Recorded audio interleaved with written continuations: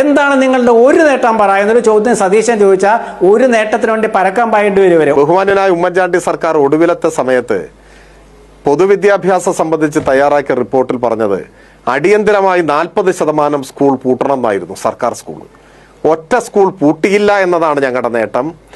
പരീക്ഷക്കാലത്ത് പോലും പാഠപുസ്തകം കൊടുക്കാത്ത നിങ്ങളുടെ കാലത്തിൽ നിന്നും ഓണം നേരത്തെ വന്നുവെന്ന് പറഞ്ഞ മന്ത്രിയുടെ വങ്കത്തരങ്ങളിൽ നിന്നും സ്കൂൾ പൂട്ടുന്നതിന് മുൻപേ അടുത്ത കൊല്ലത്തെ പാഠപുസ്തകം കൊടുക്കുന്നതിലേക്ക് മാറിയതാണ് ഞങ്ങളുടെ നേട്ടം. ശിശുമരണ നിരക്കിൽ അമേരിക്കയെ കടത്തി വെട്ടിയതാണ് ഞങ്ങളുടെ നേട്ടം.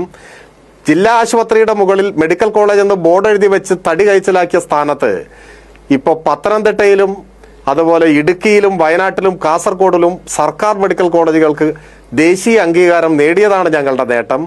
ഇന്ത്യയിൽ ആദ്യമായിട്ട് 2000 രൂപ ക്ഷേമ പെൻഷൻ കൊടുത്തതാണ് ഞങ്ങളുടെ നേട്ടം. വീട്ടമ്മമാരുടെ പെൻഷൻ എന്ന ചരിത്രത്തിലെ ആദ്യ ചുവടുവയ്പ് ഇന്ത്യയിൽ കേരളത്തിൽ തുടങ്ങിയതാണ് ഞങ്ങളുടെ നേട്ടം. അഭ്യസ്തവിദ്യരായ യുവതീ യുവാക്കൾക്ക് പ്രതിമാസ സ്റ്റൈപ്പൻഡ് ഏർപ്പെടുത്തിയാണ് ഞങ്ങളുടെ നേട്ടം.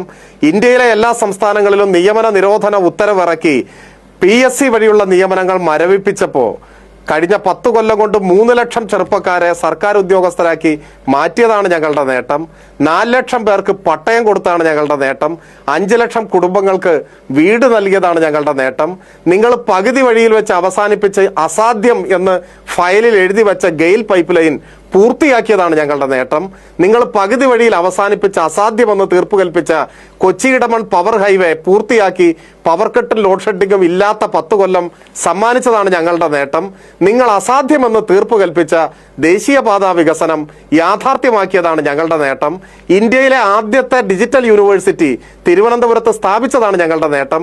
കേരളത്തിലെ ആദ്യത്തെ ഓപ്പൺ യൂണിവേഴ്സിറ്റി കൊല്ലത്ത് ശ്രീനാരായണ ഗുരുവിന്റെ പേരിൽ സ്ഥാപിച്ചതാണ് ഞങ്ങളുടെ നേട്ടം. കേരളത്തിലെ ആദ്യത്തെ അഡ്വാൻസ്ഡ് വൈറോളജി ഇൻസ്റ്റിറ്റ്യൂട്ട് തിരുവനന്തപുരത്ത് ആരംഭിച്ചതാണ് ഞങ്ങളുടെ നേട്ടം.